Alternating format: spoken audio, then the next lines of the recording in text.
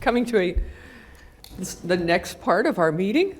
And I know we're going to have some commissioners leave, some come. We won't have a quorum, so we will not be giving direction because we do need a majority of people to give direction. We'll take no action.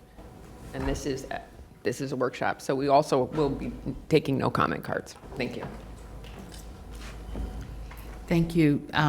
Good afternoon, Mayor, members of the board. We're here to give you an overview of our Palm Beach County budget workshop.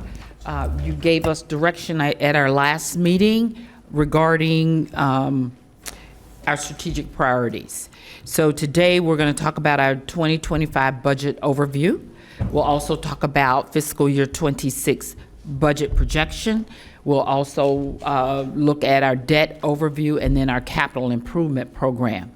If you will indulge us, instead of having the 25 capital projects that we're working on and projects open go first, we're going to go over the operating budget first. Then we'll have Dr. Ayala Calaza come up and actually walk you through the projects we have open today. So some of them, not all, because there's quite a few, but the major projects she'll walk you through, and then we'll go back to our overall capital projects, a capital budget for this fiscal year and for the next 4 years out. So we'll start with our strategic priorities, which gave us direction to maintain what we have, and that's public safety, infrastructure, unsheltered residents, housing development, environmental protection, economic development, substance use, and behavioral disorder. And based upon those strategic priorities, staff is then given direction to build their incoming fiscal year budget based on those particular priorities. During fiscal year fiscal year 25 consists of October 1, 2024 through September 30th of 2025. Our current millage rate is 4.5 mills, and this is the second year that it has been held at that rate. Our property values increased by 9.6% over fiscal year 24, showing an anticipated leveling of values is starting to begin. And I think that our property appraiser shared that information with us the last time she did her update to the board.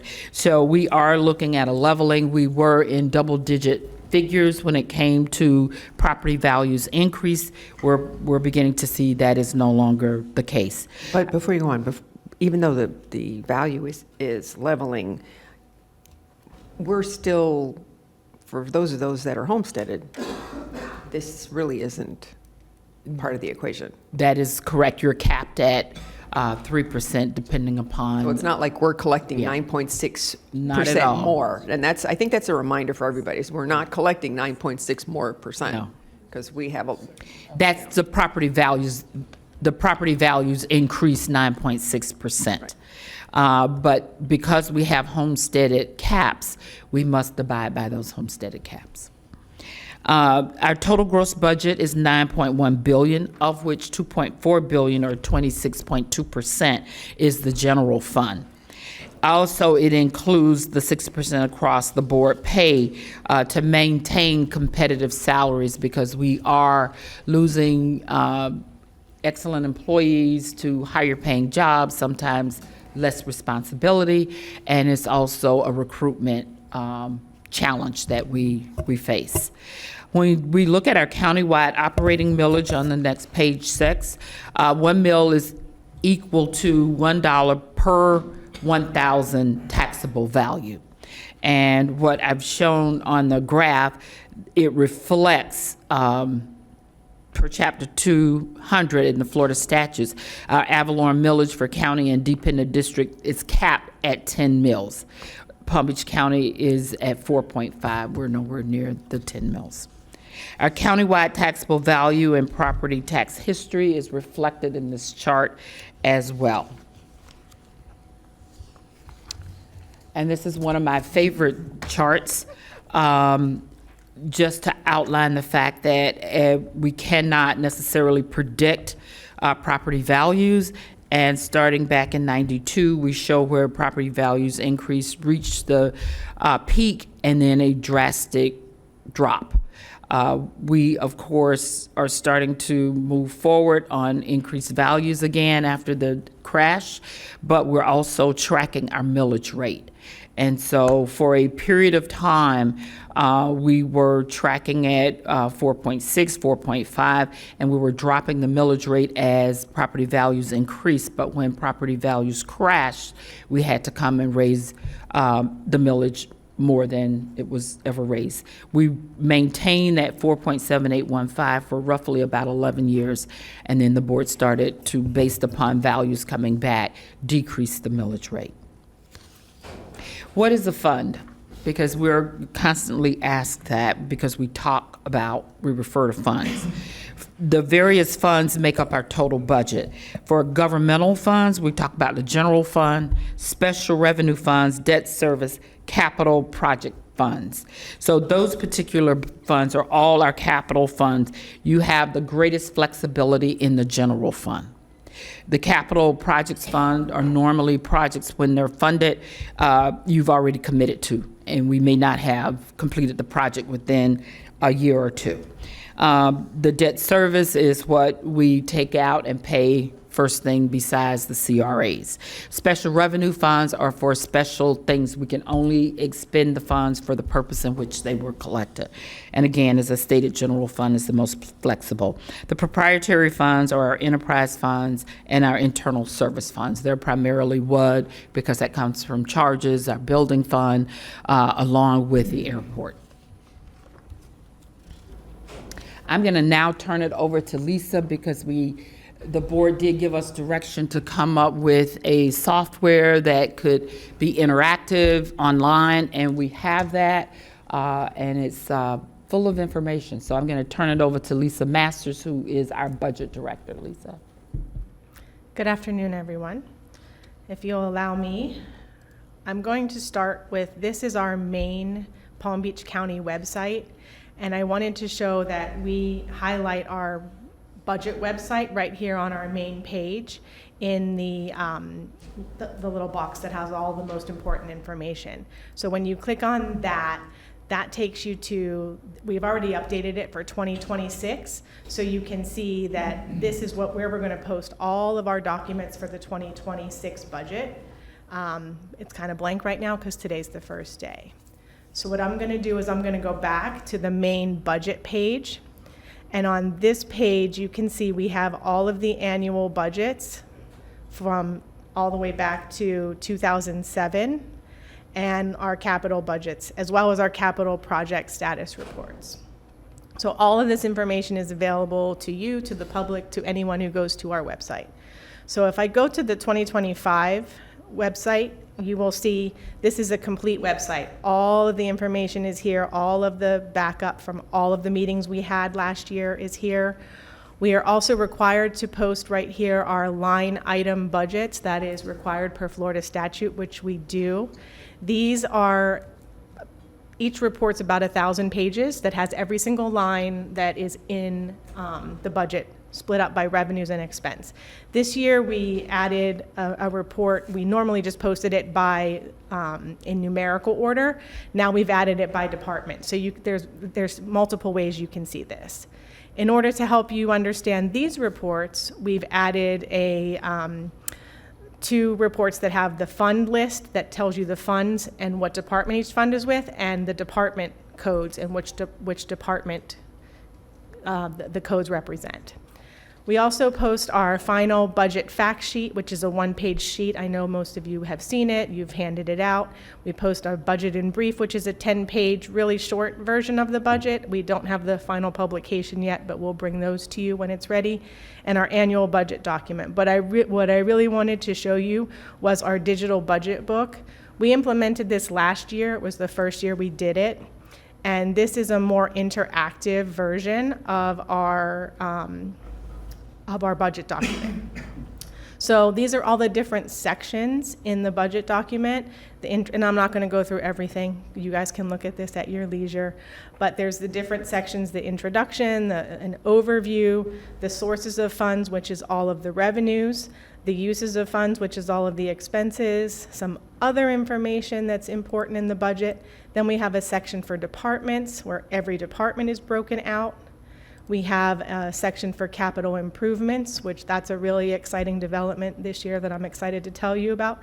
And then a section on debt and some supplemental information, which includes glossary and acronyms. All of these sections are required in order for us to win the GFOA's Distinguished Budget Presentation Award, which we have gotten every year since 1986.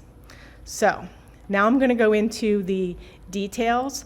So starting with the revenues, you can see this is the $9.1 billion number that Virginia had already mentioned.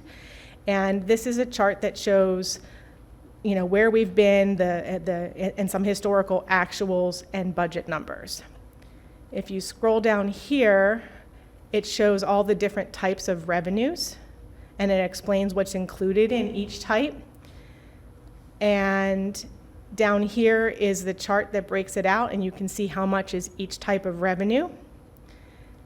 And here is the historical, and this is for 2025. They're 2020, I don't know why it says 24. And this mountain chart shows you all the details by each revenue type. When you get to this mountain chart, there is a spreadsheet breakdown that you can look and see all the details behind each number.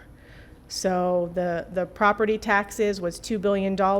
These are all the lines that make up that $2 billion. I'm not going to go through all these lines because it would be a really long presentation. When you get to the expenses, I'm sorry, let me go back. We also have this sources of funds broken up by the different fund types. So here's the general fund, which is also what Ms. Baker mentioned, the $2.4 billion. And it has the same charts that it had for the overall budget that you can look through and get all the information that you want to get, including the spreadsheet breakdown of all of the revenues. So it's all consistent, it's all the same, and it's very interactive. On the expense side, the same, we have the different expense types. This is expenditures by fund, so the funds that Virginia mentioned, the general fund, the special revenue, they're all here broken out so you can see which percentage makes up our total $9 billion budget. And here's the expenses by fund type. And again, with the spreadsheet breakdown that shows you each of the funds. Further down on the expense is the different types of expenditures by activity type. So this is a description of all the different activity types that you can read. And here's the pie chart that shows all of the different activity types. I'm such a numbers nerd. This is so fun. I know. It's fun for me too. And I was going to say, Lisa, if I don't like the mountain chart, all right, if you don't like the mountain chart, which is your favorite? which is my favorite, you can click to these other types of charts and look at I it like in the different mountain one. ways. You like this? Yeah. So You like the I towers. like the mountains. So. So when you get down to this is the expenses by activity type, as I mentioned, and this is the expense by expense type. So we take our same $9 billion budget and we slice it and dice it all different kinds of ways so you can have all the information that you want. The only charts that can be expanded are the mountain charts, just so you're aware that that's how the software works. And then we also have the reserves by the different fund types. So you can see where we're always talking about reserves, and we're usually talking about the general fund, which this has a chart for the different types of reserves, and then a table that shows you the different funds that the reserves are in. So when we're talking about the reserves that we really can, do something with, we're looking really at this general fund. So even though there's $2 billion in total reserves, the $426 million is what's in the general fund. However, However. with reserves, obviously, if there is a situation that warrants us pulling reserves from stuff other than the general, that money is available to us if it's how we collected the funds in the first place. Is that correct? if it's like in the capital project funds and it was funded by the general fund, which a lot of it is, then yes, we could say we're stopping all capital projects, we're putting it on pause and, saying we no longer want to do these projects and come back in. But those reserves that are in the enterprise funds have to stay with those, and the ones in the special revenue funds must stay with those because those were collected for specific purposes. So I just want to be sure we have that. Yeah, we're not taking any of Laura Beebe's money. Correct. Okay, good. I got a smile from It Laura in the has back of the room. been questioned in the past, so yeah. So that's kind of where the expenses are. Now, when you get to like the departments, and I'm going to pick on engineering because they have an interesting budget. Every department is kind of organized the same, right? But so every department has their mission statement, their department overview, their department head, highlights and accomplishments for the department, emerging issues, and then there's the expense summary for, specifically for engineering, and this is operating only, not capital. And then when you go down, you can see the same mountain chart, and you can click on the spreadsheet breakdown and see all the details that make up the different points here on the mountain chart. Below the expenses is the revenues, and it all works the same way. So it's very easy to navigate, and it's all consistent across all departments. At the end of the department section is their performance measures and some explanations behind them. So you can see that for all of the departments, they're all listed here. And the last thing I wanted to briefly touch on, because I didn't want to get too into the capital, but we do have to include our one-year capital plan as part of our budget document. And this is new this year. We implemented the CIP system that links with this ClearGov software. So this automatically populates now, and you can click through all the different charts and see all the information you want to see based on each project. So this is a list of airports projects, and if you want to know what they're doing at this Lantana automated weather, you can click on it and it brings up the project worksheet. It explains to you what they're doing. It has a map of where it's located and all of the details behind it. So we'll get more into the capital as we go after we do the other presentation. Great job. So now we're going back to this.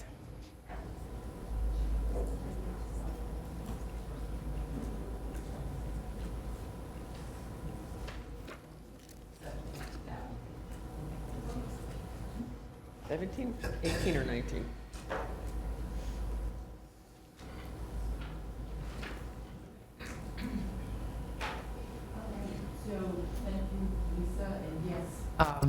All of us budgeteers and numbers people are extremely excited about this information, and it's information that the public has. We've always worked to be transparent, and we've had our budget online before it was required by law to have it online. We've just souped it up to the next level, so we're real excited about it.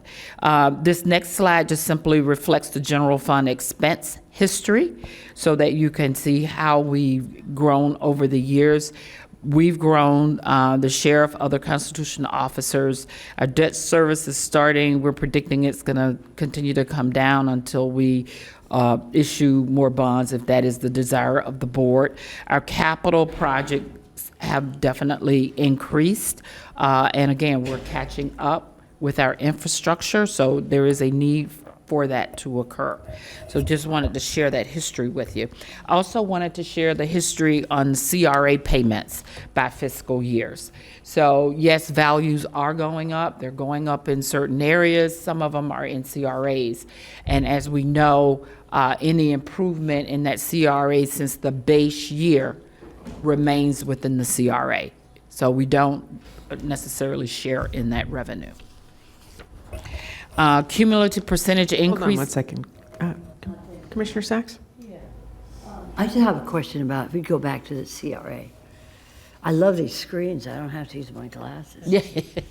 Go back, okay, I guess, I don't want to see it myself. I'd rather see the CRA money. But, okay, good. This is what I want to see. These, when you say the agencies, those are the cities, CRAs of the cities that have received funds from the county to their CRAs. Is that correct? That comes And these questions I have, I don't have the answers to, so if you could help me out. We have certain requirements when we give this money to CRAs, to the municipalities, I would imagine. No, this is this payment, CRAs were created by statute. They have to meet certain criteria in order to become a CRA. And normally it's 30, 40 years or so that they exist, and then they have to re-up every so often. So we really have no control over this funding whatsoever. In order to be a CRA, the basic is that it has to be considered a blighted area. And you don't have to answer the question now, but I think we need to review what, if anything, these agencies are doing to help us with housing. Okay. Okay? Not now, but real soon Okay. on homelessness and affordable. All right. Thanks. Get back Commissioner with you. Flores, your light's on? Yeah, talking about CRAs. We When don't do like they them. expire? I know they're 30, 40, whatever, Right. but what is the mechanism to expire one of them? So the earliest ones, so Boca, Boynton, West Palm Beach, Riviera Beach, probably, is Patrick around? He might can remember better too. I think those were created on their own. They didn't have to come to the county. So they initially got 30 years and then they got an additional 10, another 20. Yeah, so those will eventually fall off, but I think they'll last a good 40 plus years, like around 40 years and things. And Commissioner, there was a break point, I can't remember what year it was, in the mid-'80s, ones that were created before that didn't require the county, as Sherry said, they re-up on their own and do theirs. We've approved the boards in recent years, I think it's 3 we've done, and there was also legislation change, we can get you the information on the maximum amount of time, and I can't remember what it is, and I don't want to misstate it without being able to research it, but there's a time frame on it. So then the ones after the 80s that they could create on their own, you know, they'll just keep re-upping for whatever the statute allows. And then the ones that were created based on our approvals, then they have an end date. And if they want to continue forward, they would have to come back to this board and say, we want to continue our CRA for another 10 years or, you know, whatever the timeline is. And the board would then vote whether to allow it or not. So their board would determine whether they want to renew it, and then they would have to come before us. Right, for the newer ones, correct. So the ones in the 80s, that is not the mechanism. Yeah. Correct. Right. Because as I look at this, I mean, there are some areas that I don't think need a CRA, but yet they're on here. Correct. We agree. Okay. Yeah. Well, I think to jump off on what Commissioner Flores said, if you could break this list down into who we don't have jurisdiction over, Yeah. who we do have jurisdiction over, when does it expire? Because then they're going to come to us to re-up, and we are the ones that have the ability to say yes or no.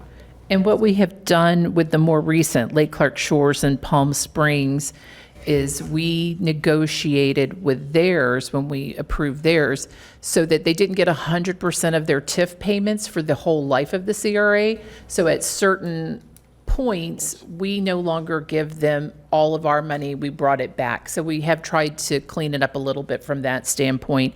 And even Westgate is the county CRA. We did the same thing with Westgate when they wanted to extend the time. We said, okay, but you're not getting 100% of the TIF. We get some of the money. And so we have tried to make that change going forward. But I can get the expiration dates for you. And what's important about the CRAs too is, like, you see Jupiter, and no one would think that Jupiter needs a CRA, but there are some very blighted areas in Jupiter, municipal Jupiter, and there's plenty of areas in unincorporated Jupiter that need dollars too. So each of the communities has, some of them communities have blighted areas, and I think that's what we're trying to cover. Commissioner Sachs. I think this is a hearty conversation because we were talking earlier today about municipalities and coming together as a community. With these blighted areas that we give money to, I'm looking at, some communities, I'm not going to name any names, but some of them do need additional funds. And who determines? Are you, Ms. Baker, are you the administrator as to how much goes in and where it goes and then what we can do together? No, you're all shaking your head no. No. Who is The city, the CRA themselves have their own plans, and they expend funding on what they determine their CRA boards determine are their priorities. You will hear from county staff, or I should say you've heard from county staff in the past, and we've recommended no to CRAs because, again, it collects the funding, it stays within the CRA, but the responsibilities for all of the other basic services are still on the government that provides it. And this is state statute. That's state statute. And I'm sure that our lobbyists, will they be asking, since federal government doesn't want to give the states any money, and maybe the state and the county could understand that money's given without any reciprocation or any type of cooperation? I wouldn't go so far as to say no cooperation because there are a few CRAs that we have worked with on housing projects. Okay. But we don't have the authority to tell them what to do. We try to work with them as partners and move forward. Delray CRA was really good. Boynton, we work with a number of them. And as I stated earlier today, Lake Worth, we've worked with them on projects as well. And that's not to say we haven't worked with others, but those are the ones that are just coming to mind. And this numbers are going up, obviously. Yes, they are. So looking at and again, as I said at the beginning, and I seriously mean it, can we bring them into our conversation when it comes to homeless housing and affordable and workforce housing? I am always available to speak to any and everybody. How about if they speak to us? We can reach out to them. Could we? Maybe we can invite them to the conversation. Well, some of them are there. I don't want to give anybody the impression that some of them are not, but we'll talk to all of them and see if they're Would willing that to be come. up to the mayor to invite? Oh, no, the CRAs, when we did the last meeting that we had, where we had the stakeholders, many CRAs were in the room or online to hear the conversation. So they have been part of the conversation. And we continue to work with them. I know you continue to work with everybody. I'm a little bit tougher. Okay. And when it comes to blighted areas and monies going to these areas, it may be that we would want to invite them. Certainly, they don't have to come. Okay. But it would be nice to let the public know that the monies that go into these blighted areas are being used for things that can help the entire county, such as housing. Okay? Thanks. Commissioner Flores. So the way that CRAs work is that they draw sort of a map, and whatever funds come from there stay there. Correct? Okay. And a lot of and I think you mentioned it earlier, the reason that CRAs come up is to address a need in the community, usually blighted areas, communities that are in disrepair, correct? Correct. Okay. So if we don't want any more CRAs to keep popping up, we have to do a better job of addressing these blighted areas and making sure that we identify, because otherwise what happens is the money, more CRAs, money then gets tied up to that specific area to reinvest in them because they've been long past. So in order for us to, I think as we move forward, as we are thinking of what are our priorities, we need to really invest in communities that are in blighted areas so that we don't have more CRAs continuing to pop up for 40, 50 years that continue to get renewed without any So, because I see this list, and my humble opinion, I think there are some municipalities that don't really need a CRA anymore. And I see a lot that probably do need the CRAs, but, you know, these continue to get renewed forever, and that money's never coming back into our budget. So I think what I'm trying to say is, let's start addressing some of these blighted areas so we don't have any more CRAs continue to pop up. Thank you. And I think we, with our OCR dollars and initiatives, we are trying to pinpoint and help those communities. Okay. All right. Moving on, cumulative percentage increase in our Avalorem support. This is a chart that we provide to the board every year to kind of show you how our budgets and why our budgets are increasing. For the most part, the teal line, I should say, reflects our Avalorem funded BCC departments. The sheriff is the green line. The sheriff and the BCC combined is our gray. And then the red is the taxable value. And then if you look at the population and CPI, which is known as TABOR, your general fund is, BCC departments are well below that line. So we have been attempting to hold the line, and you'll see on the next chart where our employees per thousand population has not kept pace with our population. So we are in need of adding additional positions. We've been slowly adding, but there are areas you want us to do more in. We may need to add more positions to those particular areas.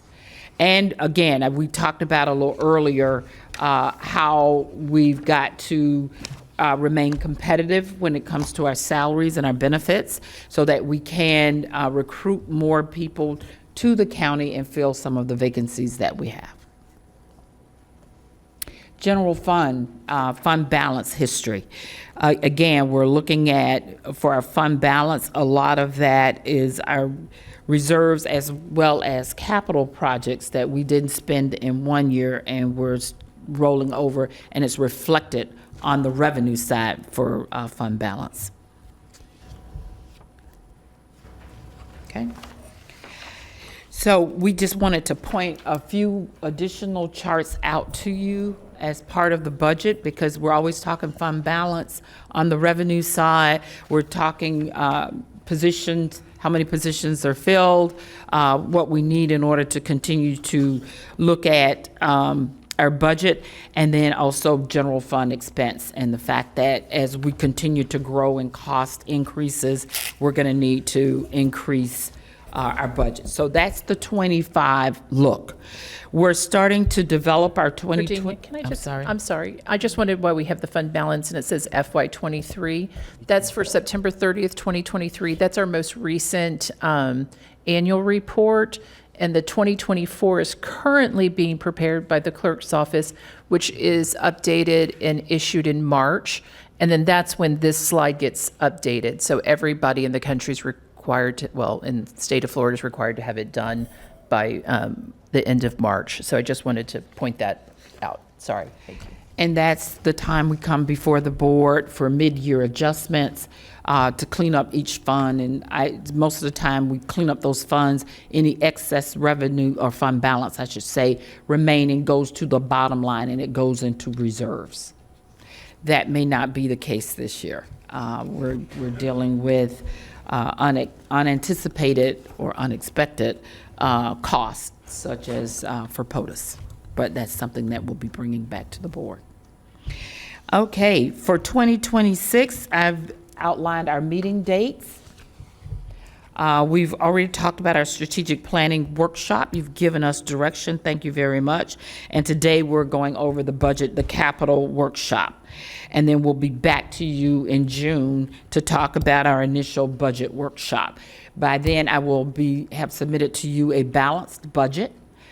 Staff will have submitted theirs. We'll be able to tell you what bucket all of our funding is going toward, and be able to lay out a budget presentation for your initial approval. And then we move forward in July to set the maximum millage rate we can possibly set. And then our 2 public hearings the first one will be held September 9th of 2025, and then adoption on September 16th. Okay, Commissioner Flores? Yeah. I hate to do this, but I'm going to do it. I think we need to bring this conversation back up at a future meeting. I mean, I don't think we have all the board members here. I think it's great that we're getting the overview, but I would like to have discussion with my fellow commissioners. And to wait until June to do that, I don't think it does a service to this board. So I'm going to request that we have at least we don't have to go through the whole presentation. I think it's on them to catch up, meet with you, get the presentation, but I think we deserve to have a discussion. Okay. At some point here. It could be added to another BCC meeting, but to wait till June to talk about the budget, I think it's I agree. And I think that, the commissioners that aren't here now should have they should be watching this, not today, obviously, because they're not here, but at a point in time in the very near future, and then maybe we just set a block of time at one of our nearest agendas, which would be like continuation of the workshop. So it would not be public comment, it's just board comment, and they can bring up additional questions. So I would advise our other commissioners to watch this meeting, hear what we've already asked, and then we'll have a slated time on an upcoming agenda. All right. We'll set that up. That's not an issue at all, to receive more input from you on the budget. But again, it takes a little time for our departments to pull those budgets together and for me to submit to you a balanced budget. So if that is the case, we will try and get back with you February, March? No, I think you can, I think this is something you can block a bit of time on one of our February agendas. Okay. And it's not, yes, the budget workshop in June is different than the conversation we're having now. Correct. And March might be a good time because we do our mid-year cleanup. We still have to have all the budgets in. We'll get with you. We'll bring it back to the board prior to the end of March, if not sooner, so that we will have time for departments to develop a budget based upon whatever direction that you give us, and then we have time to submit it to you. Absolutely. Thank you. Okay. Commissioner Flores, you want to follow up with that? Please, yeah. Thank you, Mayor. Is there any reason why we can't have the budget to us in late February, early March? Because they're not even. I know, I can't have. Are you referring to my budget that I submit to you? Correct. From all of, that would be, I would not have time to have staff put together a responsible budget and to get it to you within that time frame. Okay, and what I'm thinking is, what's different this year than last in the preparation of the budget? We're so far past COVID. And the reason I'm asking this is that you brought up a number of issues. We're understaffed, we're underpaid, things are not going. Let's take care of this. I absolutely agree with my colleagues here about the June date. So maybe you could just let us know, because I don't see any reason why we can't. If we have these difficulties now, let's take care of them. Let's take care of them. We're past COVID, and we've got issues, crisis with housing, crisis with the homeless. We've got a great AI opportunity, was just released yesterday for everybody in the country. I think that we can really get on to that, and I think we need to maybe move as quickly as we can, unless there is something that I don't know that you want to tell me about, something that that occurred. I don't see any reason why we can't move this as quickly as possible. So I'll just go ahead and make a couple comments. Sure. This calendar is very similar to every year. So there's nothing different about this calendar than every other year that we do a budget. So we give our staff, we open up the budget preparation in mid-February, so that way our departments can start preparing their budget. They have to submit it to us in mid-March.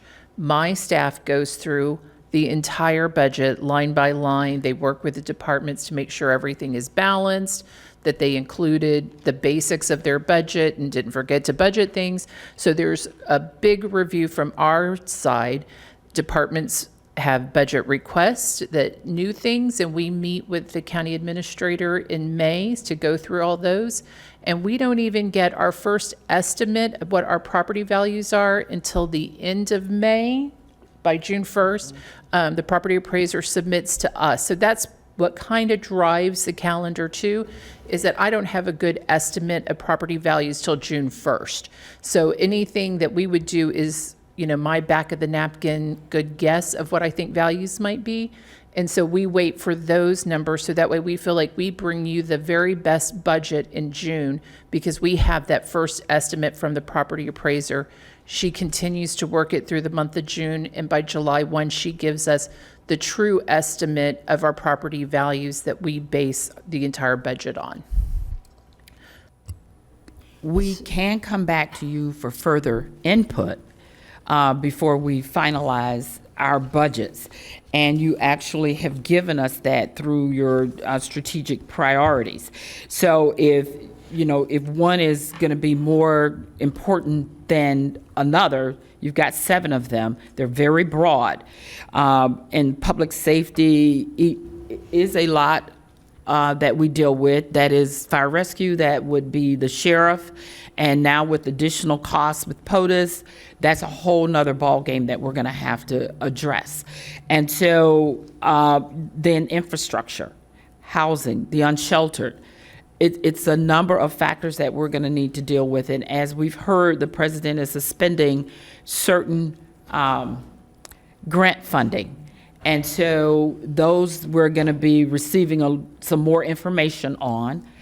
So we'll take those into consideration, and we'll need to bring to you if they actually suspend certain types of grants, and that is how certain programs are funded with positions. Those are things we are going to need to bring back to you to say, okay, this is no longer being funded by the federal government. However, here's what it's done for our community. Is this something you want to continue? So there are a number of factors that we're going to need to address in this, but we can definitely come back to you for more input when we've got the other 4 commissioners here. We have no issue with that, but we are going to start with our BEM, put that out with what you've already given us, and then we'll be able to tighten that up as we go through the process. I think you just said exactly what I asked a few minutes ago, which is what is different this year than before. So the news that we have is not official, but it appears to be effective to our funding for our nonprofits as well as county community services. I would like to have that conversation soon. All right. Very soon. We can come back to you So on as soon that. as you, as again, I said, it's a CNN report I get on, So if it is official, when it is official, if it is official, then I think we need to have a rather serious conversation, public conversation, as to how we're going to fund our community services going forward. And I want that to include, if I may, what we have already received up to the effective date of this new edict, and how we're going to use those funds. All right. So thank you very much. Thank you, Mayor, for that long conversation. Commissioner Flores. So we haven't set the strategic priorities. This current board has not. Yes. We talked about the presentations. We had those presentations, but we never actually decided. We actually, at that meeting, said that at this workshop, we would discuss the strategic priorities. And we don't have the majority of the board here. So to me, I think getting the presentation today is great, fine. But we can't honestly have a discussion without 4 county commissioners here. So what I would like to do, and what I'm requesting, we don't even have a board right now, but what I'm requesting is that we have a continuation to this workshop where we can actually talk and set our priorities and, at least give you guys direction of what we're looking to. Because today I can sit up here and I can tell you everything I want to do.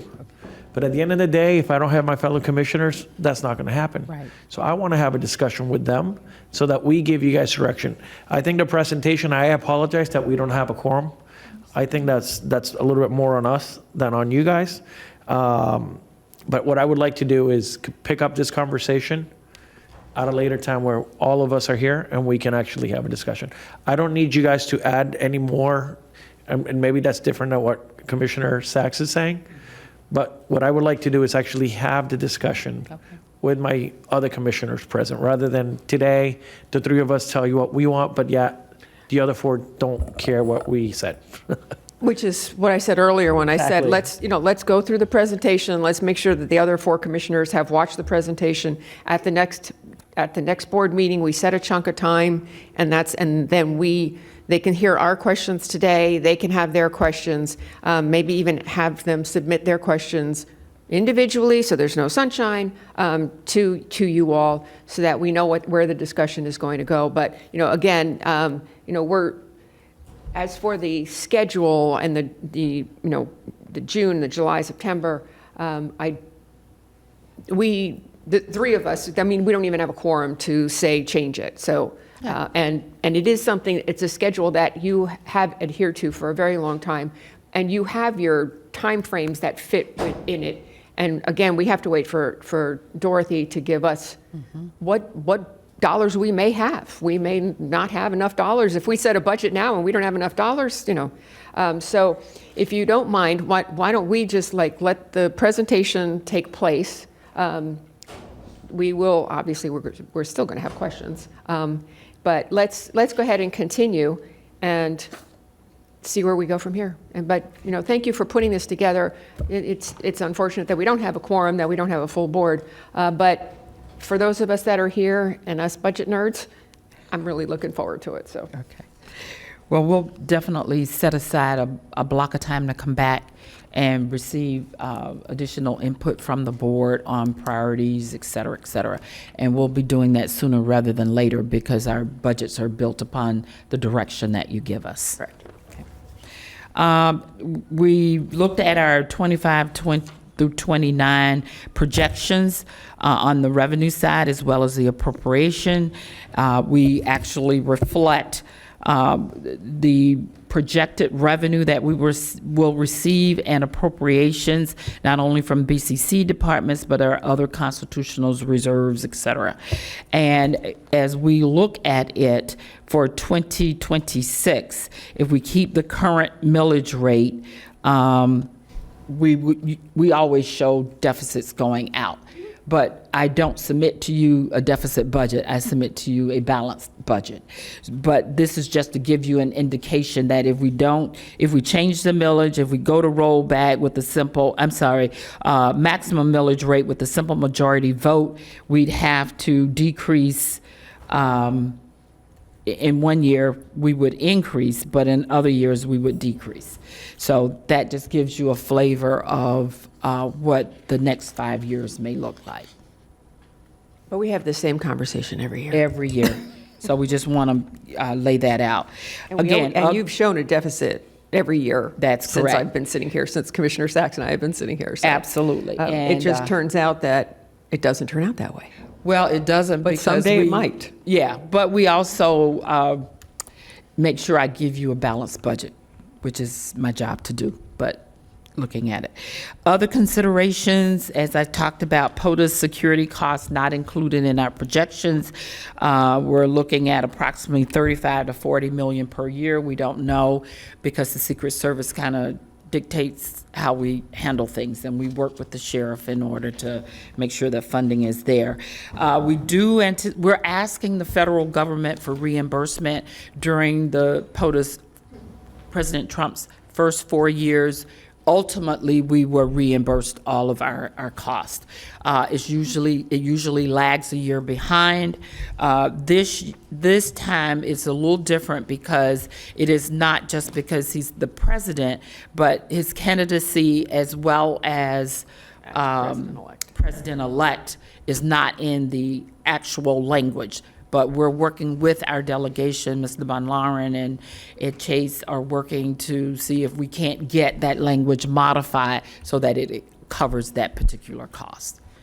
So we're looking forward to doing that. And then we've got other things that you've given us direction on, such as mental health, behavioral health, et cetera. So those are some of the things that you've already given us direction on and we'll be looking. I do know that we've got at least one of our partners that has been asking for additional assistance. They started a day program for the homeless.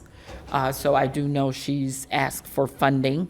She asked for 25, but it came in late. The board did not instruct me to include it, and it was not included, but she is asking, and then I know that she'll be asking for next year. So those are some of the priorities that you have said you have that we may be needing to bring back to you.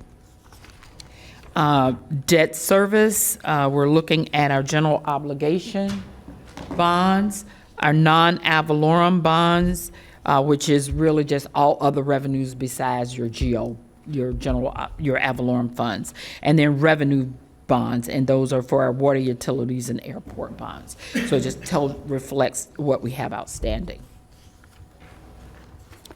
Our general obligation bonds, you always hear us brag about, we're AAA rated, and then how some of our others, such as water utilities, has been upgraded to AAA, and our airport bonds have also, some of them have been upgraded. We're constantly looking to make sure that we upgrade to that AAA rating, which is the highest grade credit.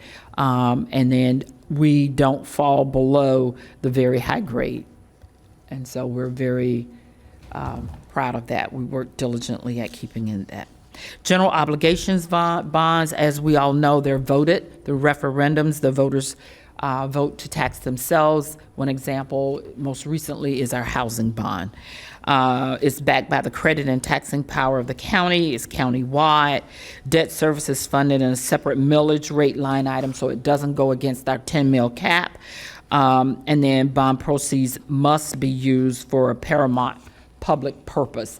And normally, my experience over the 37 years I've been with the county, we tell the voters what those funds are going to be utilized for, and that is what we expend those funds on.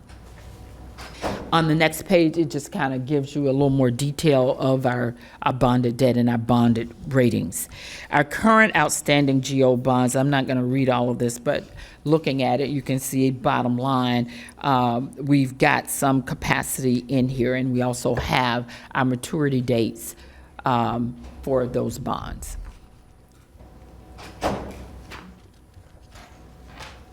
And I just briefly mentioned our GO bond, which was the latest, was our workforce affordable housing bond. And I think we kind of exhausted that topic earlier today, so I won't go through those. Our NAV bonds, which are our non-avalorum revenue bonds, they are not backed by avalorum taxes. They are all other general fund revenues, and some special revenue funds may be used to back those particular bonds. And they must also be used for a paramount public purpose. These are our current outstanding NAB bonds. Again, the issue date, the maturity date, and the outstanding amount that we have left. As you can see, we definitely have some capacity if the board wanted to do something different. But we are in the process of trying to pay those that debt service down. And then we've got our existing NAV debt service by source. Brittany, hold on one second. And some of these that are payable, maturity date 2025, 27, 28, what are the pluses and minuses of paying those off early? We wouldn't pay them off early because, I mean, they're slated in our plan just to make our normal debt service payments, and especially the older, we've refunded every bond that's out there. They're at the lowest interest rates that we've seen in probably 20 years. And on slide 38, I'll just want to make a comment, like, these are our NAV. This is the page that funds all those bonds where the sources are. So in the general fund, you'll see that in 25, we have almost $55 million in debt service, but in 26, it drops to 41 million, 39, 36, 28 million. So as those bonds are maturing, you'll see our debt service out of the general fund drop, but we have plans to issue other debt. And so that other debt will come on to kind of keep us at that level debt, which is always a favorite for us. And then TDC helps fund some of the baseball stadiums. In the Transportation Improvement Fund years ago, there was a bond that did, I think, a bridge, and there's a little bit of gas tax dollars for that. And then the other is what the baseball teams pay towards those baseballs. So that's kind of makes up those debts. We do believe in pay-as-you-go, but sometimes we don't have enough to pay-as-you-go, so that's when we recognize and utilize our bonds. And then our self-supporting revenue bonds, water utilities, and airports also issue bonds, but they've got a dedicated funding source that will pay back their debt service without impacting our general fund. We also talk about, and Sherry just mentioned, that there are some things that we may be looking at in the future in order to issue some additional NAB bonds. Animal Care and Control, the South County Administrative Complex, and the Airport Center building. So we'll be coming back to you. All three of those are in architect design phase of things. So in order to do the construction, we will need to find some other revenue sources to support the construction. And NAV bonds are definitely one of the potential resources. So at this point, that's the more operating maintenance kind of overview. And then we'll start with our capital overview. And I'd like to ask Isami, Dr. Ayala, to come up and join us. What I'd like to do is lay out, because we're a very large county, we have over, we've got millions and millions of square footage that we're responsible for, and we're always constantly doing improvements on our capital section. So, Commissioner Sachs, you have a question? Not really, just sort of a comment. I wonder, Ms. Baker, when you come back, we took about, when you were looking at 40, the page 40 or the slide 40, the 105.1, the 4 items here, $1 million of remaining $200 million for workforce affordable housing. Since I'd like to see more of a breakdown of that and the Animal Care and Control and the South County Administrative Complex, and definitely the tax collector. All these items that could be for the future bond issues. I wonder before your staff comes back that we could have a little more specifics when it comes. I didn't know that, and maybe I'm off base, but are we operating at a deficit for the South County Administrative Complex and the tax collector building? no, ma'am, we're not Okay. we cannot legally operate in a deficit mode. Is it? So We no, cannot this by is, state statute. Right. The county has to be just like the state. that is, Okay, these so- are aspirational directions. Now, the 105.1 million remaining of the 200 million, that's a GO bond. The voters have already voted. I understand that, and I Okay, don't have so an that's issue with really that. off the table. But at some point, and not now, because you just have the 3 best. Okay. right here now. But when we have everybody else, if we could take a little more specific dive into the remaining 3. And not the airport center building, because I've gotten a lot of information on that, but more the tax collector building that's going up, and the other 2, the South County Administrative and Animal Care and Control. Okay. Okay, We're, the next we're, time. and Isami will give you a brief overview of some of our significant projects going on today. And then I'll let her wrap up on that, and then we'll move Thank you, into Mayor. the other. Isn't Happy to. Thank you, Administrator Baker. Good afternoon, Mayor, Vice Mayor, and Commissioners. Ismail Ayala, Assistant County Administrator and Director of Facilities Development and Operations. With me today, as you can see, are representatives from the county's 5 construction departments: Laura Beebe, Director of Airports; David Riggs, County Engineer and Director of Engineering and Public Works; Ali Boyat, Director of Water Utilities; and Deb Drum, Director of Environmental Resources Management. As an introduction to the item that our colleagues from the Office of Management and Budget will present to this board shortly, our item intends to provide you a high-level general overview of the capital projects we have underway. We will not cover every project that we have open. A full listing of said projects has been included as part of the OFMB's workshop item. So, Madam Mayor, if it is okay with the board, I ask for 3 minutes per department head, and we should be able to wrap it up shortly. So with that said, We'll see if you can get it 3. I think we're okay with 5 each, you know. So, as you know, Facilities Development and Operations is the county's internal services provider as it relates to construction. We bill for general government and constitutional officers. As of the end of 2024, we had about 550 projects open.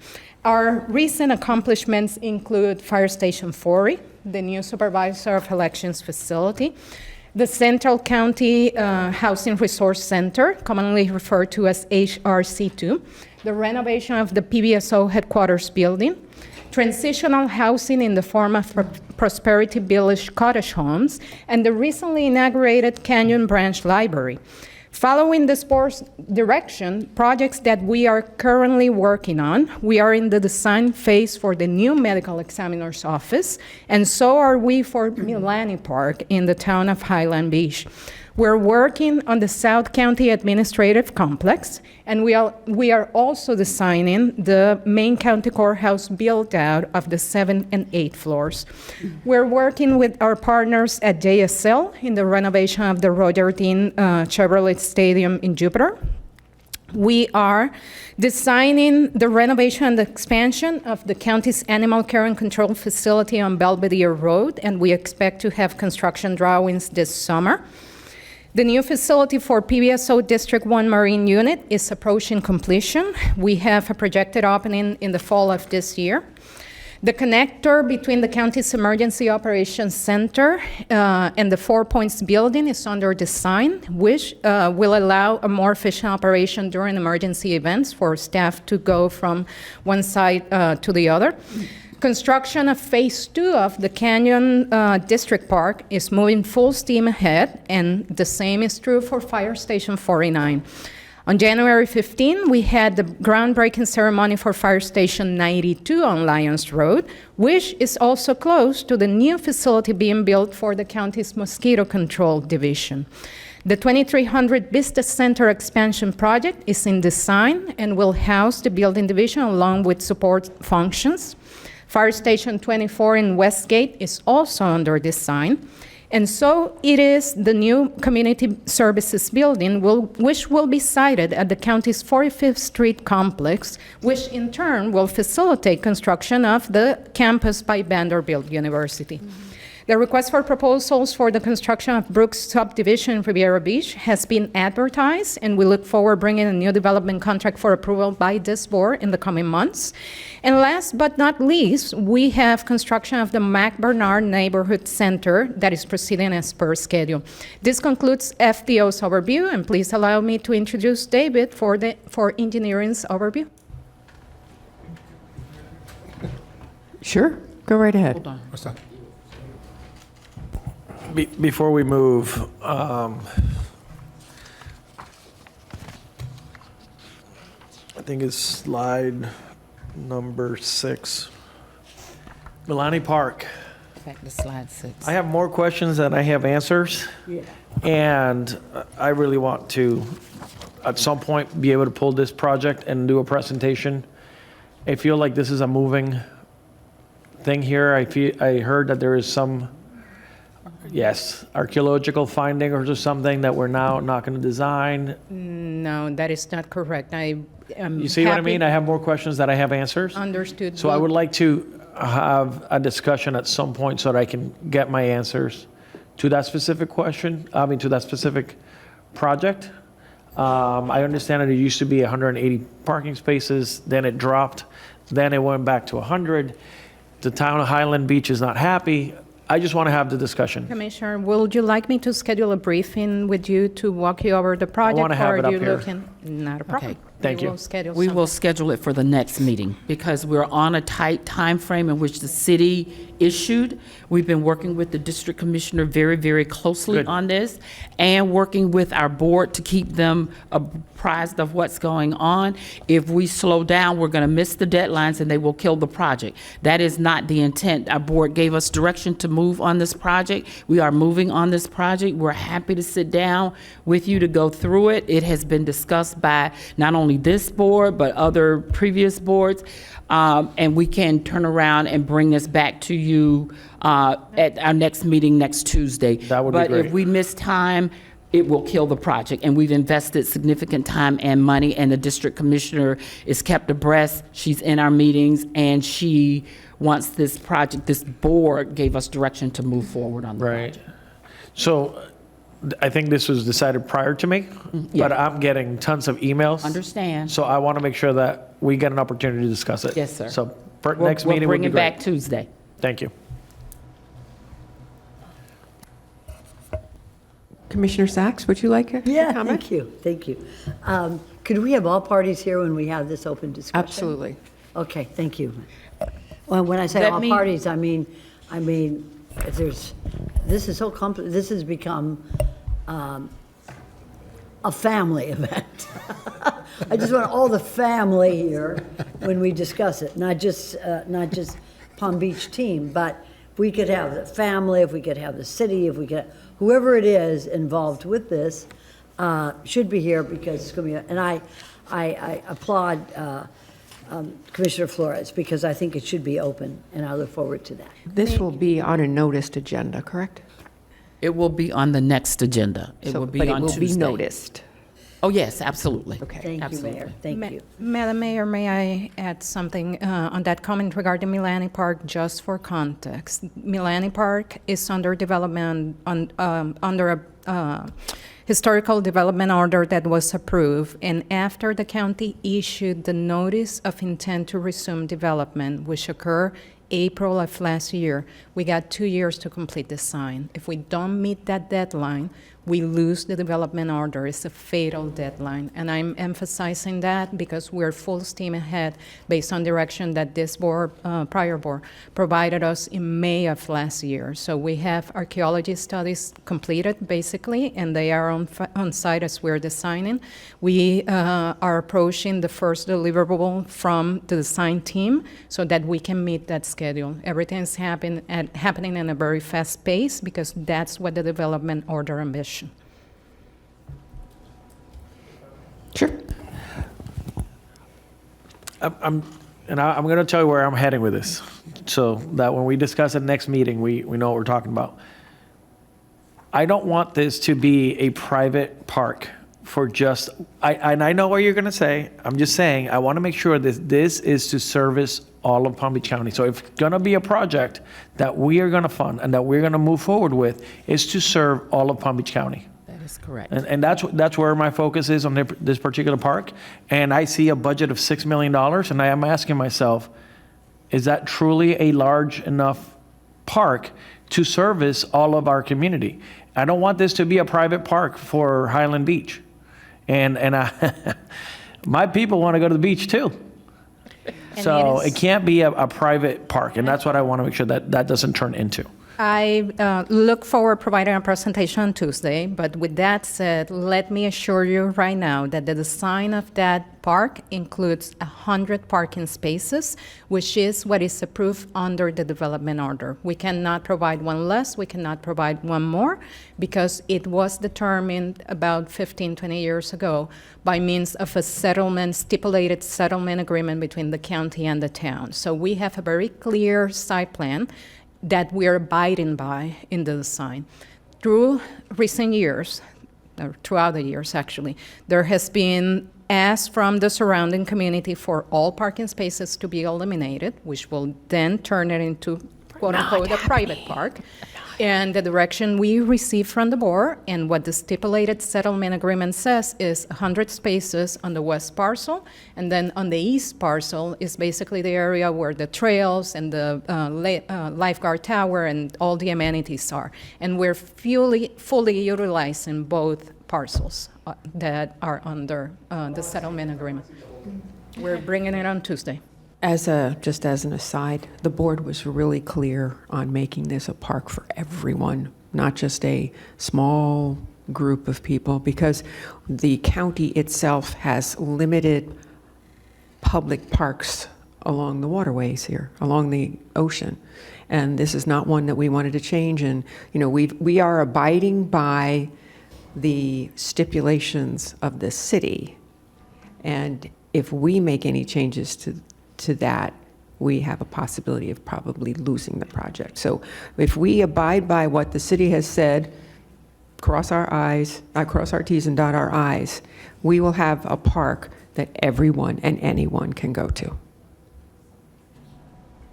And we can have a recap next meeting, but I think, I hope that assures you that what we're doing here and what we've planned and what the board had approved prior to, and you know, it's always hard, that like first couple of months when we have new commissioners, what got approved before you and what gets approved while you're here. But in this instance, the board was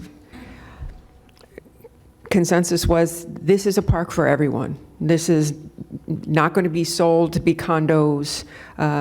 We have a plan. We have a benchmark that we have to meet, otherwise it all goes away. So you're welcome. Okay, all right. Good afternoon, Mayor and Board of Commissioners. I'm David Riggs. Oh, a second, next slide, sorry.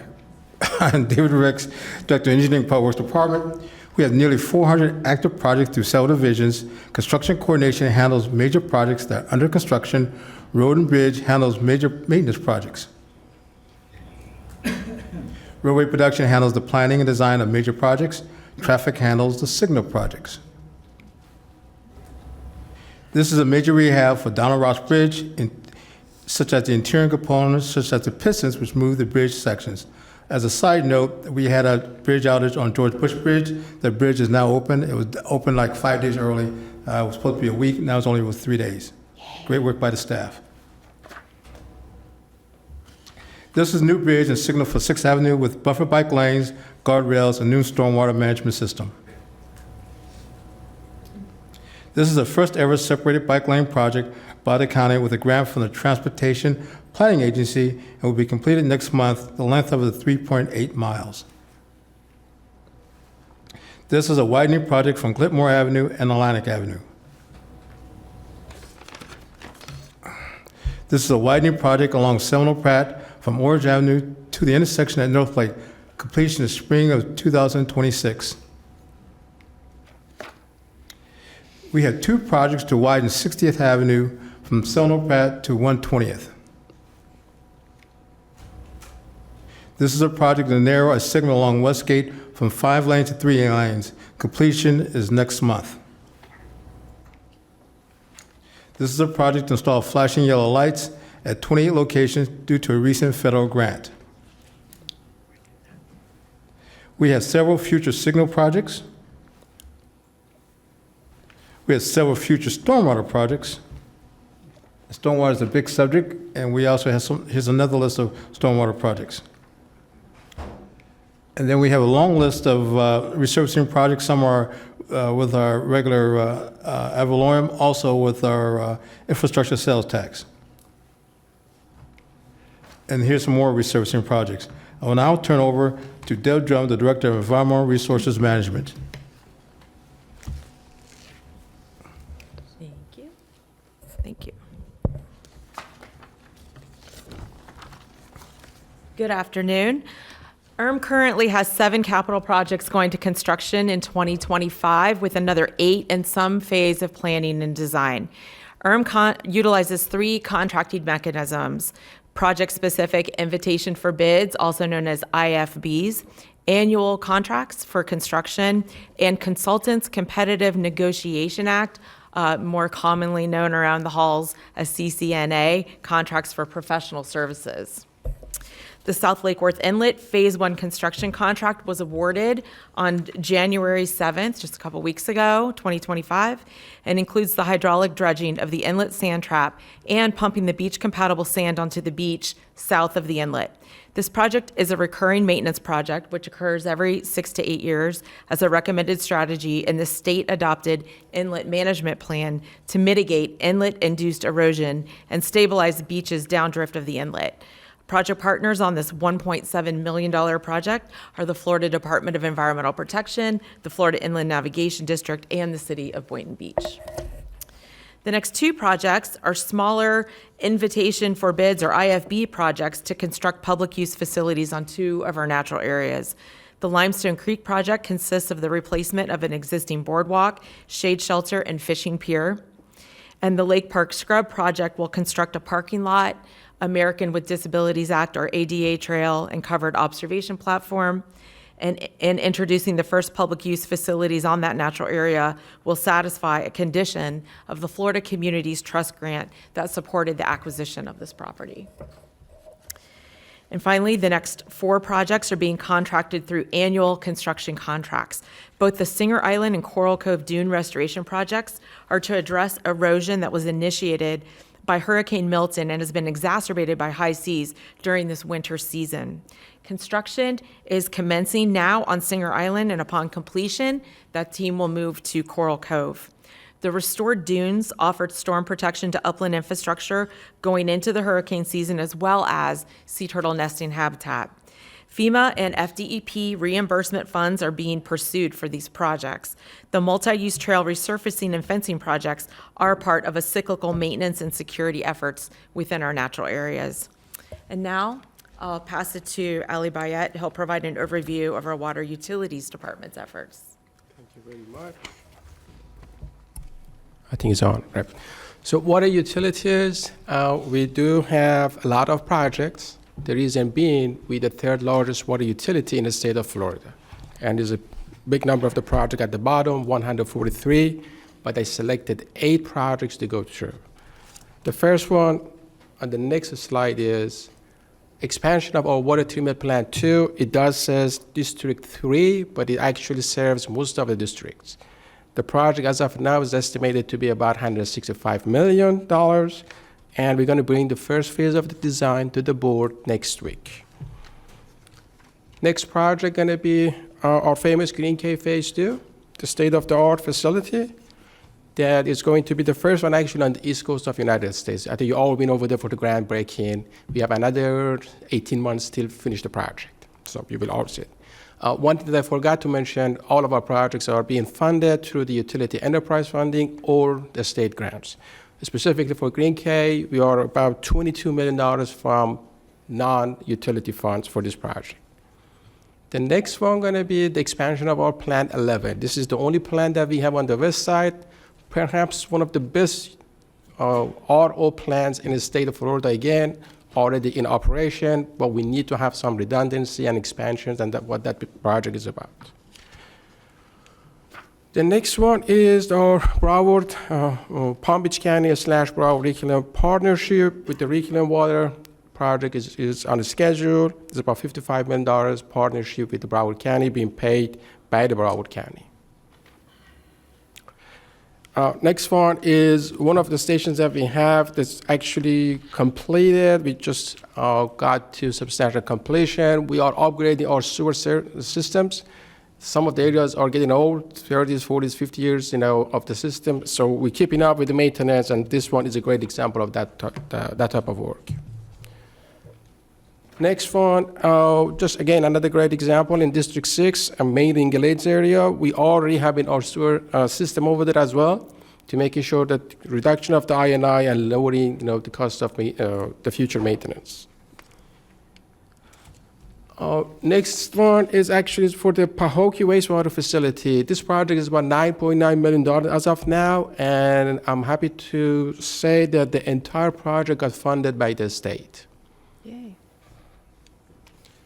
And the last one that I have is the wastewater facility at Belglade.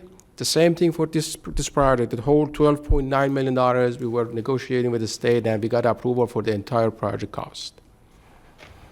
I believe that was my last slide, and I'm passing it to our airport director, Ms. Laura Beebe. So good afternoon. The Department of Airports is responsible for all aspects of airport development, including the design, the construction, and most importantly, the funding. As already noted, the Department of Airports is self-funded, which means we do not receive any ad valorem tax funding. Capital costs are funded through a combination of grants, passenger facility fees, revenue bonds, and airport revenues. Our capital plan for the next 5 years is more than $500 million, and as of November 2024, the department had 72 open projects. And as you'll see from the next few slides, we're managing a significant number of complex projects with the smallest construction staff of the 5 construction departments. So we have completed the environmental assessment for the North County Airport. That means we're moving into design for the construction of the runway. Timing of construction will be determined by available funding. We currently have funding for the design of the runway extension, and we'll continue to pursue additional funding sources for the remainder of the project. Hold on 1 second, Laura. Sure. At the end of her presentation. Okay, thank you. Okay. We also have a project bid for the expansion of aircraft parking apron at the North County Airport to accommodate additional aircraft.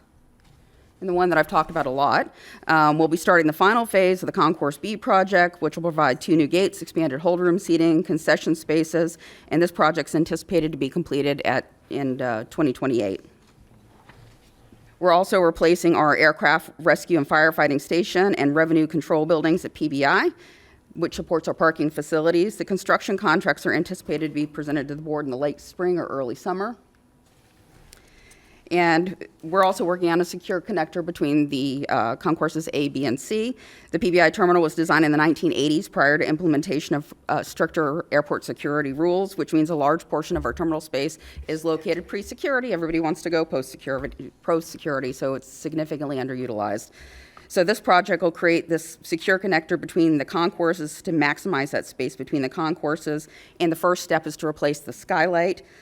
This project will be completed in phases based on available funding. And you're probably going to hear that from me over and over again, based on available funding, because as I indicated, we're self-funded, which means it takes a while sometimes to gather all the funding sources.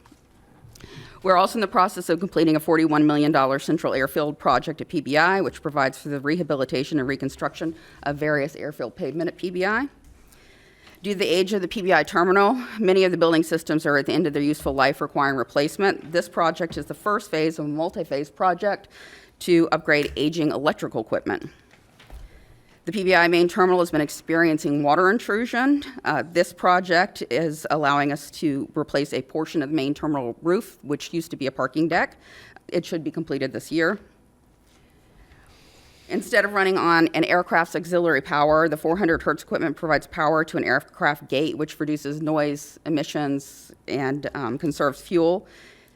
The equipment that we had was at the end of its useful life. The project converts our old central plant to a point-of-view system, which means we're limiting operational impacts to a single aircraft instead of multiple gates at a time.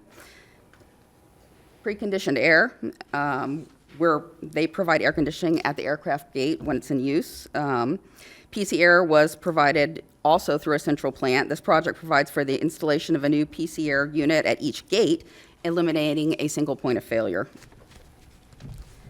We're also in the process of rehabilitating a portion of the aircraft parking apron at the Lantana Airport, and recently completed the installation of an emergency generator to power the existing fuel farm and airfield electrical vault at the Pahokee Airport. And that concludes our presentation, and we're happy to answer any questions you might have. Thank you. Well, Commissioner Flores' light was on for a bit, so go right ahead. Thank you, Laura, for the presentation, everybody, actually. But my comments are going to be directed at Todd and Ed out back. I don't think they're paying attention, but. So as you know, we have the Lantana Airport, and some of these individuals, these businesses are going to be affected by the president when he's in town. And I believe when he was in his first term, we worked with getting them a little bit of assistance from the federal government. I just want to make sure that we make that a priority again, and that we help these businesses, because every time he's in town, they're not able to fly anything from that airport. So I just want to make sure that we take care of those businesses, and that we advocate for getting them some funding. Mayor, if I can just briefly address that. So thank you, Commissioner Flores. Yes, we did make that a priority during the first administration of the president. That does have significant impacts when the president is in town on Lantana's airport with the no-fly zone there. We worked with Congresswoman Frankel during the first term to provide some dollars to the fixed-based operator at that airport. Probably wasn't enough to offset losses at the airport, but we will be bringing to you our federal agenda on February the 11th, and that will be before the BCC. And in that, you'll see where we include language specific to Lantana, as well as to our reimbursements for federal security. Awesome. Thank you so much. I know that had nothing to do with capital projects, but I just want to make sure I brought that up. No, it's a good point to bring up. And Laura, this may be totally impossible. I have no idea. But at that point in time when Lantana might be shut down, is there a way that those operators can operate out of either Pahokee or North County? So we've spoken with the fixed-based operator who operates both of those airports on our behalf. They said they'll work with the tenants of that airport. They did the last time as well. So the types of activities that goes on at the Lantana Airport are strictly prohibited within that no-fly zone, primarily flight training. So some of those activities did shift to the Pahokee Airport during those weekends that the temporary flight restrictions were in effect. I am also certain that the operator will accommodate additional customers in the North County Airport as well. Okay, so we can lessen the effect. We also have evergreen provisions in our current agreement with fixed-based operator that provides for every single day that a TR-FAR is in effect, the county waives its portion of the rent applicable to those tenants. So they do get relief from the county, which in the prior administration was reimbursed to the county. We were fully reimbursed for that rent relief. I anticipate that we'll be asking for the same type of relief this go around. Perfect. Thank you. Does that help? Okay. Commissioner Sachs, your light is on. Thanks. Just sort of an aside, when POTUS arrives at PBI, do we get funding from the federal government for security and for all of the additional aspects of having him arrive at our county airport? So the cost of the security isn't actually borne by the airport. That would be borne by the county and reimbursed that way. Is that through the sheriff's office? Yes, sheriff's office. Okay. We do have other costs that are incurred at the airport. If they're direct costs, that there are employee costs, we are submitting invoices for reimbursement of that. Good. We do have to, during those periods, pause our construction that's going on in the airport, which could be 2 to 3 hours at a time, which results in construction delays and costs. So that's an ongoing conversation that we're having and that we've had with Todd and we've had with Ed. We're looking for solutions to minimize those timeframes and also to seek reimbursement for those costs. So those are the types of concerns that we have during those presidential visits, and then just the customer impacts. I would like to see a letter drawn up by the county and signed by the mayor possibly to reimburse the county and specifically the airport for these additional costs, because we did it before when the other president came in, and I think that it would be nice to continue because it is a burden on you as head of the airport as well as on the people of Palm Beach County. And we'll bring that up when their full board is here so they can So just as a side note, our Aviation and Advisory Board did ask for recommended our board, do a resolution requesting relief for the Lantana Airport. I will be bringing that back to the board. Good. Perfect. We did that during the prior administration, so that'll be coming up at a. Good. Okay, meeting excellent. soon. Excellent, thank you. Thank you very much. Okay, where are we now? That's the summary of, just highlights of our existing capital Put your mic on. program. And just so the board is aware that we have over 600 projects going at this time, and these are the highlights. Moving on, once a project is approved by the board, the funding carries forward until the project is completed, and that's where you see a lot of the reserves of projects that we have. Excuse me, Virginia, is your mic on? Try that again. Can you hear me now? There you go. Okay. Thank you. Most projects are multi-year projects, as you gathered, especially from bridges and the various roads, et cetera. So we're moving through, and upon completion of the project, any remaining funds, we sweep and it goes back to the original funding, whether that is ad valorem or any other restricted grant funding. Okay, so, next one. Our types of capital revenue is ad valorem, as stated earlier, infrastructure sales tax that we're running out of, gas tax, impact fees, proportionate share, bonds, tourist development tax, grants, building fees, enterprise fees, and interest earnings. So ISME kind of laid a lot of that out. Moving on to new projects on Before we page move on, 45. I'm Before we sorry. move on, Todd, Ed, this is to you. How are we doing, what is the House and Senate doing about electric vehicles and registrations and some sort of recouping of costs? Because They're as eliminating them. as more of those are on the road, we actually receive less and less in gas tax, which is less and less for infrastructure dollars. Thank you, Mayor Ed Chase, Director of Intergovernmental Affairs. That is an issue that pops up at every single legislative session. There has been no determinative decision on funding mechanisms for reimbursement for that. It is something that we follow closely because we know you as a board are interested in particularly how those revenues are spent. Well, I So know I it's on our testified monitor. last year on this, and instead of making a decision, they said, let's survey it. So let's study it. Tallahassee, that is a decision. But anyway, has that study been done? Do we know? That I'm not aware. We can check into that for you. So then it would be the same thing this year. Well, the study is still, we haven't completed the study yet. So, all right, thank you. Commissioner Sachs. Thank you, thanks. As a driver of two different kinds of cars, I think that there is a conversation that has been brought up about the county getting reimbursement for charging ports.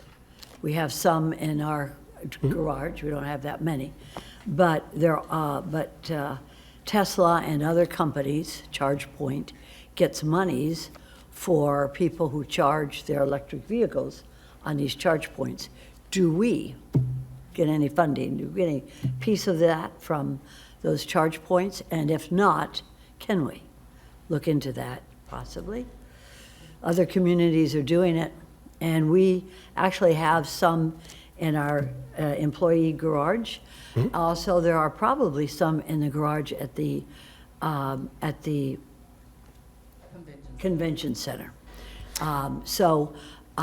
It's our land. They're plugging into electricity. They're paying the owner of the electric vehicle. Let's see if we can't get a piece of that, because if we wait for Tallahassee, I don't know, maybe Elon Musk can help us out with that a little bit. But if you could look into that, I'd appreciate that. Absolutely. Thank you. Okay. Administrator Baker. Yes, ma'am. Go right ahead. So we'll move on, and thank you for your patience this afternoon. We'll move on. I'm going to turn it back over to Lisa. If we can keep her tied to her seat, she's going to walk you through this new element of our website that deals with the capital plan. Lisa. Okay, so I'm going to go back to the main budget website where we have the capital budgets here, and we have several years of history of the capital budget document that we produce every year. The one for fiscal 2025 to 2029 is the first year that we did a digital book. So similar to the budget book, it is more interactive. It's a slightly different format because they're transitioning to a different reporting tool, but similar to the budget book, it has a message that explains the program. It has some summary charts and graphs. It has a section on the infrastructure surtax, and then it has some big summary charts and graphs. These are similar to the ones that are in the presentation that you have on your desk for the revenues and the expenses for the 5-year. Then when I showed you the budget document, this 1-year plan kind of migrates over and is automatically included in the budget document. But this book includes the 5-year plan. So when you go to the multi-year plan, you can see by department what the next 5 years hold for our capital. As we mentioned, the first year is adopted, and next year we would expect 2026 to become the adopted, but things change, so it's not always going to be identical, but it should be similar. And so these charts show you by department and then by funding source. When you get to the departments, this is again the 5-year plan with a chart by department and then by funding source. Let's see if it's switching over. This takes a little bit because it has a detailed by project list by funding source. If you go into the capital projects section, this is a list of all of the departments and their 5-year plan. So I'm gonna pick on library because we haven't picked on them yet. And this is their list of all of their capital requests for all the 5 years. And I'm going to show you, you can click on any one of these projects and it brings up the project worksheet. And I'm trying to find the one that I liked. I thought it was Hypoluxo, but I can't, so I don't see it here. So towards the bottom, LO7. Towards the bottom, there it is, the Hypoluxo branch. So when you click on that, it brings up the whole project worksheet with the map, the description of what they're going to do, all the CIE elements, the capital cost for design and other, where the funding source is coming from. This is coming from library ad valorem. And then it also shows the operational costs. So these are costs you can expect to be added to your operational budget as a result of this capital project happening. And we have this for all of the major capital projects that exist. So you can click through any one of these departments and pull up any information you want on any of the projects. So this is something that it was printed before and it was not interactive, and now you can, it's just at your desk. You can click through and see whatever you want. So it's very transparent. It has a lot of information. So that kind of covers a lot of these slides. I'm going to go back to the presentation. And we're going to go to slide 49. So we don't have to kill a million trees, do we? No, we're not printing it anymore because it is more information on each project page. It does make the book almost 1,000 pages. So it's meant to be viewed digitally, and so we're going to kind of keep it that way. Unless given other directions. Well, I know. I think the PDF is available on our website if you want to print. But like I said, it was meant to be digital, so it prints a lot of white space, and things like that. But it's out there. Well, I know that the budget that sits on my desk, the paper version, I don't have to do that anymore, and I appreciate that. I mean, and I appreciate all that you all printed that 1,300 pages for me. But this is a great tool for anybody to learn about our budget and really see where we spend our dollars. So thank you. This sheet reflects the history of our general fund, ad valorem funding for our CIP. Back in 2007, when things were good, we roughly spent about $82 million. And then as the economy crashed, you can follow the chart in the bars. We annihilated our capital program. And so the board was gracious enough back in 2015 to tell us, well, really 2014, to tell us to start looking at the infrastructure sales tax. We got busy with that. We did work with the Economic Council on that, so I want to give them their props for advocating, because the law changed and we could not advocate. We could educate, but we could not advocate. And so ever since then, working with our rating agencies also, who did not downgrade us because of our reduction in infrastructure, we promised them that we would continue to work with our board and continue to increase our capital fund for infrastructure, which we did. And so if you looked at 2007 applied to CPI, we're just slightly below where we would have been had we been able to keep pace with the CPI based on 2007 base. So thank you, board, very much for allowing us to continue to invest in our capital. Moving on to our general fund, Avalon Capital funding for 25 is 124 million laid out, and you can, this pie chart, oh, Lisa, sorry. This pie chart kind of lays out what departments our capital is located in. You want to do the final? Okay, so this is a summary of our CIP projects, pretty much by departments. And again, we were looking at 216.8 million coming from Avalorum over the years, and then we're looking also at other funding sources, which is federal and user fees. So we are investing roughly about $855 million in capital improvement in 25. And that concludes our presentation, and we're happy to answer any additional questions you may have. Well, like I said, this is a great presentation, and again, next week, it is next week, holy heavens. Next week, we'll put a slotted time to talk about this. We'll encourage our other commissioners to watch the workshop and see what questions we had, and then submit, if they have any questions, to submit them to you earlier than next Tuesday.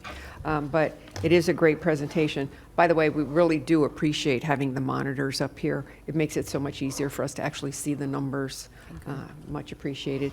And do I have any other questions from my fellow commissioners that have stayed all this time? We're good? We're good. It is our job, and I'm very happy and thankful that you all did yours in such a great manner. This is a lot of information, and it's important. And having our budget digitally as easy to retrieve the information, outstanding. And congratulations on continuing to win budget awards.